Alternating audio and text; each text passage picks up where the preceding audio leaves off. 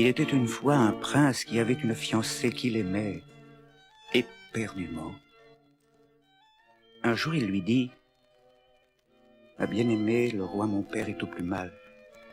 Je dois partir car il désire me voir pour me dicter ses dernières volontés.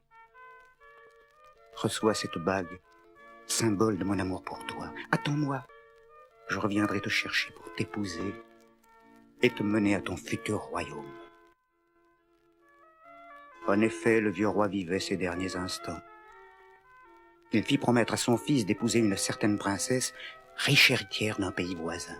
« Qu'il soit fait selon votre désir, mon père. » Répondit le prince, ne voulant pas le contrarier et trop ému pour se rendre compte de la promesse insensée qu'il venait de faire.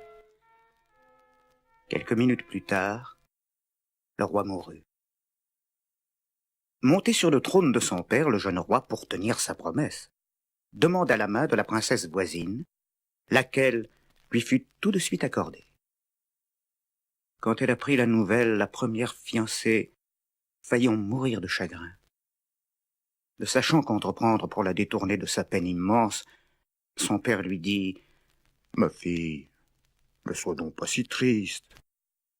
Fais un vœu. Tout ce que tu peux désirer, je ferai en sorte de te l'offrir. Que veux-tu » Elle lui fit connaître rapidement sa réponse. Elle désirait avoir auprès d'elle 11 jeunes filles qui lui ressembleraient en tout point. Même figure, même prestance. On fit des recherches dans tout le royaume, et un beau jour, son vœu fut exaucé. Elle commanda alors 12 habits de chasseur, les fit revêtir aux 11 demoiselles, endossa le 12e, et partit avec ses 11 compagnes vers le château du jeune roi qu'elle aimait tant. Avez-vous besoin de chasseurs, sire? Et si c'est le cas, pouvez-vous nous prendre tous ensemble à votre service? Les 12 chasseurs furent embauchés au service personnel du roi, sans qu'il se doutât le moins du monde du subterfuge. Il avait pour confident un lion quelque peu enchanté et qui connaissait tous les secrets. Un jour, le roi des animaux dit à son souverain « Tu t'imagines sans doute que tu as 12 chasseurs. » « C'est exact, 12 chasseurs que j'apprécie énormément. »« Tu fais erreur.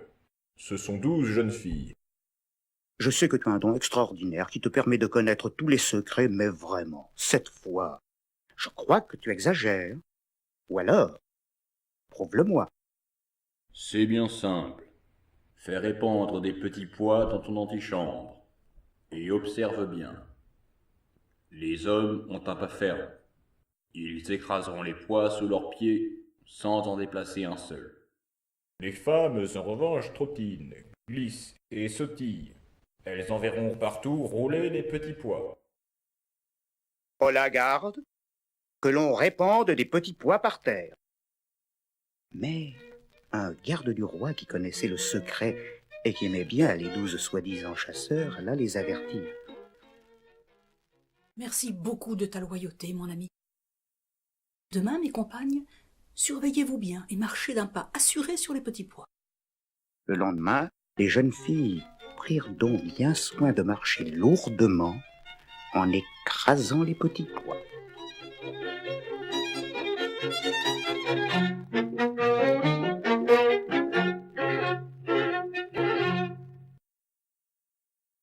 Le jour suivant, le roi dit au lion « Tu t'es trompé. Ce sont des hommes. Il n'y a aucun doute. » Elles ont appris qu'on allait les mettre à l'épreuve et surveiller leurs pas. Fais installer 12 rouets dans l'antichambre. Elles en approcheront toutes contentes, ce qu'aucun homme ne ferait. Que l'on place 12 rouets dans cette pièce et que l'on fasse venir mes chasseurs, commanda le roi.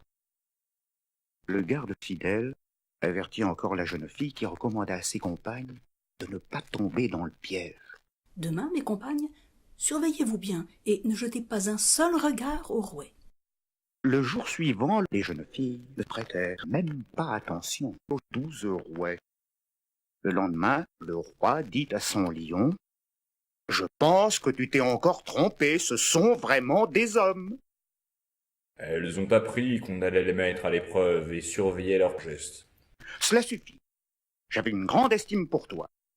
Maintenant, il n'est plus question que je t'accorde ma confiance. Va-t'en. Le roi aimait de plus en plus ses 12 fidèles compagnons qui le suivaient partout.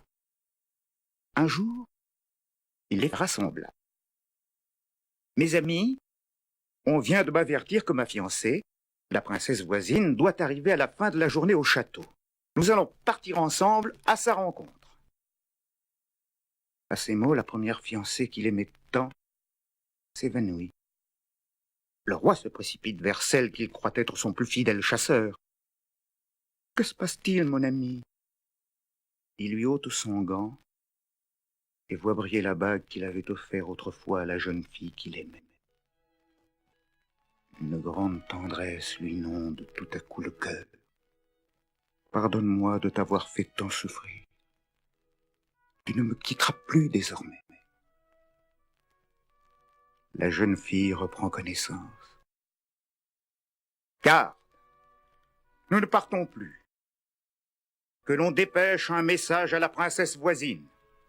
Dites-lui de retourner dans son royaume. J'ai choisi ma femme, et il n'en veut nulle autre. » Les noces furent célébrées dans la plus grande joie, et désormais, on ne se permit plus jamais de douter de la parole du lion.